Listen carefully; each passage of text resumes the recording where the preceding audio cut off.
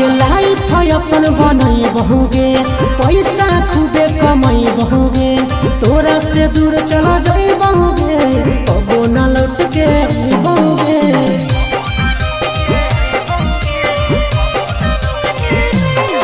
आगे लाइफ अपन बनई बहुगे, पैसा खूबे कमाई बहुगे, तोरा से दूर चला जाई बहुगे, कबो न लौट के बहुगे। सागर बेदर्दी से बोले भी नाता तोड़ गे,